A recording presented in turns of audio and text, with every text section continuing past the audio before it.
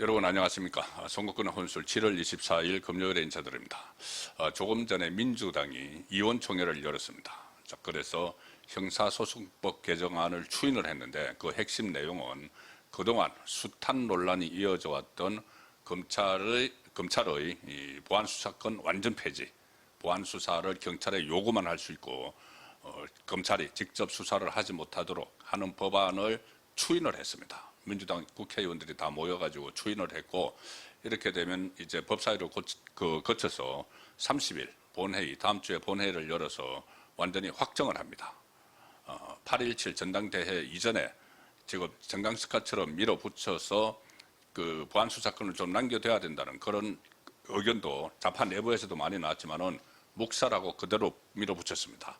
이건 뭐냐 하면은 8월 17일 전당대회에 나온 출마를 한 김민석이든 송영길이든, 김민석, 송영길은 이제 친 이재명 쪽이죠. 친 이재명 쪽에서는 보안 수사권을 좀 남겨둬야 된다는 입장이었지만 그것을 주장을 할 수가 없습니다. 왜냐하면은 강성 개딸들, 권리당원, 강성 권리당원, 극성 개딸들이 지금 상황을 다 주도를 하고 있기 때문에 만약에 보안 수사권을 남겨둬야 된다는 말을 조금이라도 나오는 순간 좌표가 찍힙니다. 좌표가 찍혀서 표를 얻기 어렵죠. 그래서 전당대회 이전에는 아무 소리도 못하는 거죠. 이 당권이나 최고위원이든 당대표도 출마한 사람들은 그 사이에 이것을 밀어붙여서 오늘 추인을 해버렸습니다. 이제 되돌리기가 불가능한 그런 상황까지 왔는데, 일단 국민들 입장에서는 상당한 피해들이 예상이 되죠. 지금 강주 여고생 그 피살 사건에서 보시다시피 경찰 수사가 엉망이었죠. 자기들끼리 막 봐주기 수사하고 제대로 수사하지도 않고, 근데 검찰이 보안 수사권을 발동을 해서 아직까지는 보안 수사권이 있으니까 수사를 하니까 여러 가지가 뒤집혔고 그런 사례들이 무수히 많습니다. 그래서 이것이 그대로 수사권, 검찰이 이제 어차피 10월 되면 검찰은 없어지는데, 검찰청은 없어지는데 그 공소청, 그 기소를 담당하고 공소 유지를 하는 공소청 검사들이 경찰에서 수사를 가지고 왔을 때 이거 잘못됐어, 다시 수사해, 이렇게 할 수가 없게 됐다는 것이죠. 그냥 그 경찰에서 가져오는 대로 그대로 기소를 하는, 그리고 보안 수사권을 요구를 해봤자, 보안 수사를 하라고 요구를 하는 권한은 남아있는데 해봤자 경찰이 뭉개면 끝입니다.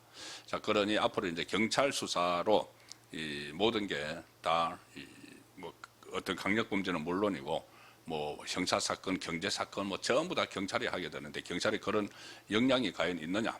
그리고 나중에 그것들이 쌓이면 국민들에게 피해가 돌아간다. 자, 그런 우려가 상당히 많았었죠. 그래서 이게 현실화됐기 때문에 첫 번째는 국민에게 상당히 큰 피해가 불가피하게 됐다.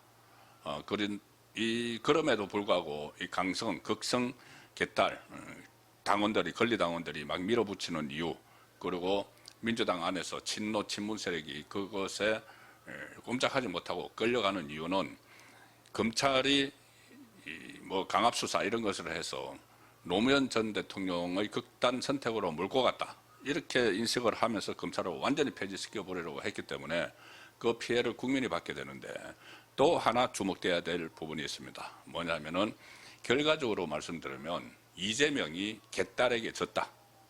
자, 이재명은 본인이 처음에 정치를 할 때부터 강성 권리당원들, 그러니까 개딸이라고 하는 사람들을 그 주위에 포진시켜가지고 그 힘으로 지금 정치를 했죠. 특히 본인이 사법 리스크 5개의 재판을 받다가 중단됐는데, 여러 가지 수사와 재판을 받을 때 그 개딸들의 응원을 받으면서 그것을 막 억지로 막 헤쳐나왔죠. 헤쳐나온 상황에서 개딸 정치, 이른바 개딸 정치를 했는데, 이제는 결과적으로 그 개딸이 힘이 세지고 영향력이 막강해지면서 이재명도 마음에 들지 않으면은 그냥 묵살을 해버리고 이재명도 공격을 하는, 자, 그런 상황이 됐습니다. 민주당 의원들, 지금 전당대회 출마한 사람들도 이 개딸의 그 뜻과 반대로 가지는 못하죠. 근데 개딸들은 검찰 수사권은 완전 폐지해야 된다, 이런 요구를 계속 했고, 이재명은 정성호 법무부 장관과 같이 검찰 수사권을 어느 정도 남겨둬야 된다는 주장을 계속했죠. 그 이유는 크게 두 가지입니다. 하나는 조금 전에 말씀드린 대로 이게 국민에게 계속 피해가 쌓이면은 검찰 수사권을 완전 폐지해서 국민 피해가 쌓이면은 그 부담이 결국은 정권에게 돌아갈 수밖에 없죠. 이재명 정권에게 원망이 돌아간다는 겁니다. 원망과 비판이 돌아가는 것이죠. 뭐 이재명 정권에서 이런 상황을 만들어 버렸으니까는 검찰을 완전히 해산시키고 보안 수사권도 주지 않고 그래서 경찰만으로 수사를 해서 나중에 국민 피해가 쌓이고 하면은 이것이 이재명 정권의 부담에 대해서 이재명 지지율 떨어지는 상황이 될 거고 그런 그 문제들 때문에 이재명은 어느 정도 남겨두려고 했던 거죠. 그리고 또 한편은 지금 그때 김어준 방송에서 문제가 제기가 돼서 논란이 일어났던 바로 거래설입니다. 이재명의 공소 취소, 검찰이 이재명의 공소를 취소해주고 그 대가로 검찰의 수건인 보안 수사권을 남겨두는 것. 이 거래설이 김어준 방송에서 제기가 됐고 실제로 그때 이 정성호 법무부 장관하고 이 검찰 간부들이 모여서 뭐 어떤 논의를 했다. 그런 소문도 그때 나돌았었죠. 그런데 이것이 들통이 나니까 더 이상 뭐 진행이 안 되는 상황에서 이제는 그 거래를 할 수단이 하나 없어져 버린 거죠. 이 공소 취소권이 확정이 안 됐어야지 이거 내가 남겨둘 테니까는 나 공소 취소를 해줘. 보안 수사권을 남겨둘 테니까 공소 취소를 해줘. 이렇게 될 수 있는데 보안 수사권은 완전히 없어져 버리니까 이재명으로서는 그런 수단이 또 없어져 버린 겁니다. 그래서 상당히 이재명은 난처한 입장에 빠질 수밖에 없는 것이 이 검찰에서 안 하면은 특검을 통해서 뭐 소위 말하는 기소 조작, 뭐 특검, 자기들이 말을 붙이기로 기소 조작 몰이죠. 그 특검을 만들어서 특검에 공소취소권을 부여를 해서 자기 재판을 없애려고 시도를 하고 있는데 그게 역풍을 맞아서 이번 지방선거 전에 하지를 못했죠. 민심이 가만히 있지 않으니까. 그래서 이것을 가지고 있는데 이거를 그대로 추진을 하려면은 당권을 김민석이 잡아야 됩니다.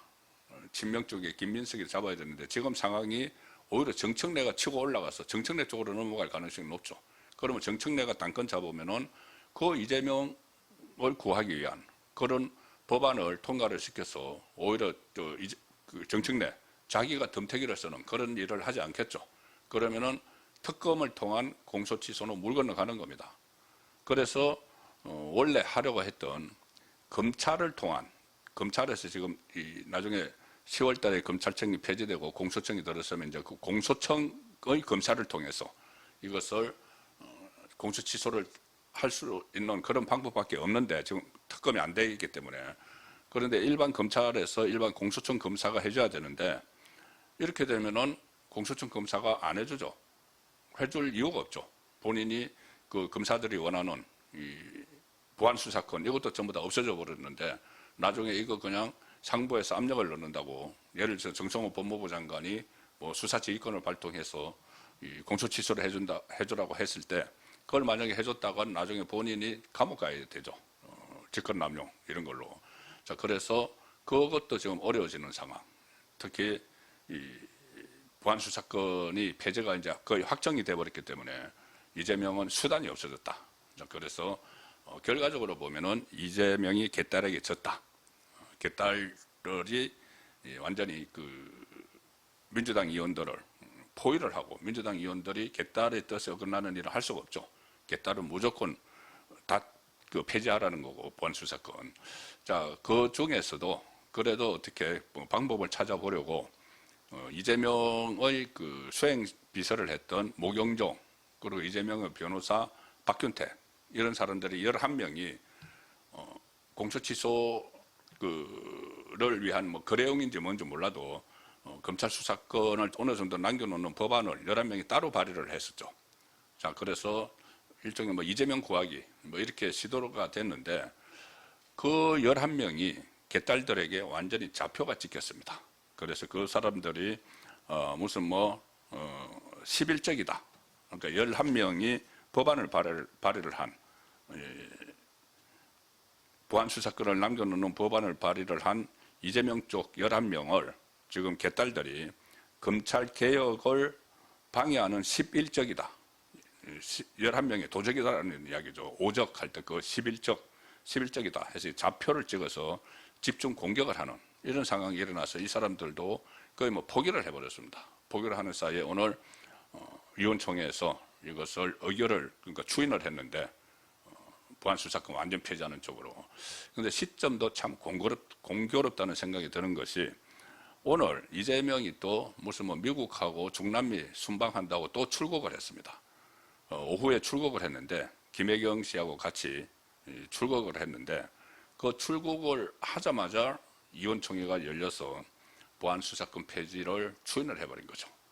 자, 이재명이 떠나자마자 이재명으로서는 비행기 안에서 이 소식을 듣고 또 탄식을 했을 겁니다. 이제 어떤 공소취소를 위한 거래 수단이 없어졌구나. 또 하나는 이게 나중에 국민 불만이 쌓이면은 본인에게 다 부담으로 돌아올 텐데 큰일 났다. 그런 생각을 하지 않을 수가 없을 정도로 타이밍이 또 기가 막혔다고 봅니다. 이재명이 어쨌든 권력자인데 권력자가 반대하는 것을 그 여당의 의원총회에서 이렇게 추인을 해버리는 그 상황인데 이재명이 출국하는 비행기 안에 있을 때 바로 그것을 두드려 버렸다. 이것도 참 어떻게 보면은 이재명 정권 안의 역학 구도를 좀 엿볼 수 있게 하는 그런 장면일 수도 있다 싶기도 합니다.